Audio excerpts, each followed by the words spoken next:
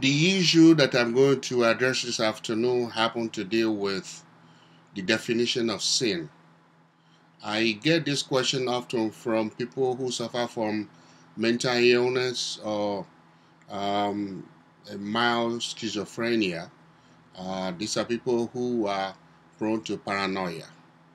Um, my patient happened to chew tobacco, and he's a very faithful, God-loving person, and he sees himself as being dirty in front of God.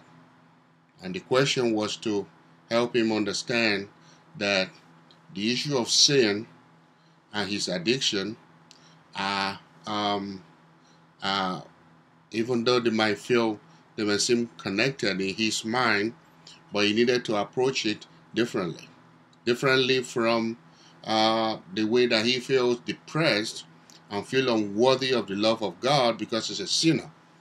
I often tell him that the definition of sin, as presented by most clergy, is described as fairly similar to the way adults present the story of the Santa Claus um, uh, during the Christmas period. These are stories that will work for children. The reason why clergy use the word sin, sin, to describe every vice, like drinking alcohol, um, stealing, like adultery, like different things, like even swearing in the name of God, they are presented in a way as to help clergy keep control over the flock, over their congregants, over the members of their church, of their religion. Um, the best way, the best practical way to look at the issue of vice, like smoking, like drinking, like stealing, like adultery, and so on and so forth, is to look at it from the point of view of how it affects you. I explained that the issue of sin, or you saw in the name of God, doesn't affect God. God is big enough to defend himself. God is big enough.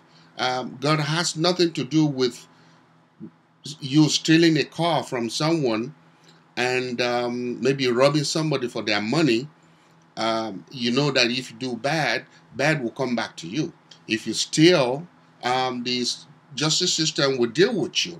If you smoke, the only person that will suffer from that smoking will be yourself, because you're polluting your lungs as opposed to polluting the lungs of God. So the way I try to explain this is to get the person that asked the question about sin and their vice to understand that if they look at it from the point of view that they are the first victim of whatever they are doing, like if any act that they are involved in or they commit, they are the one that will suffer the repercussion.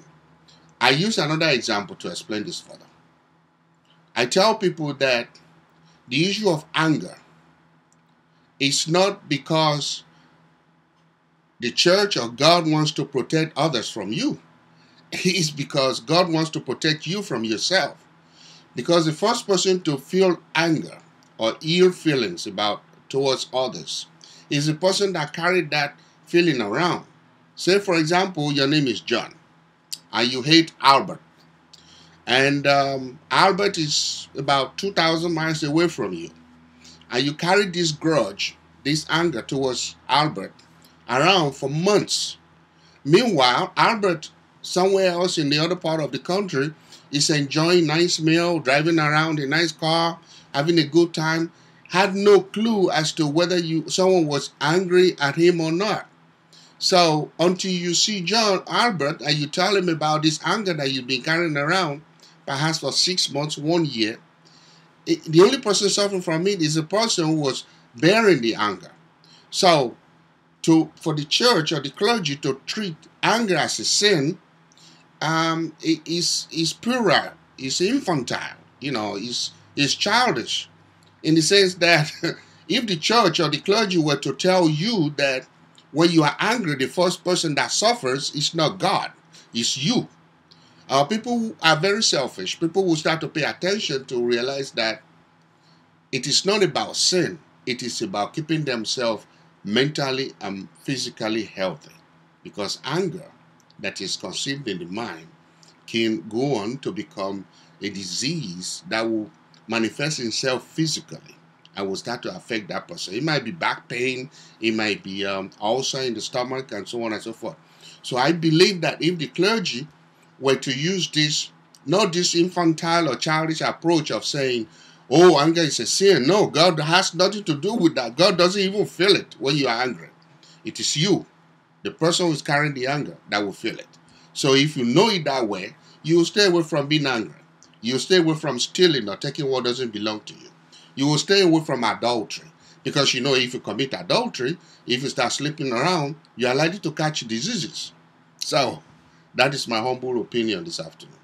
Thank you.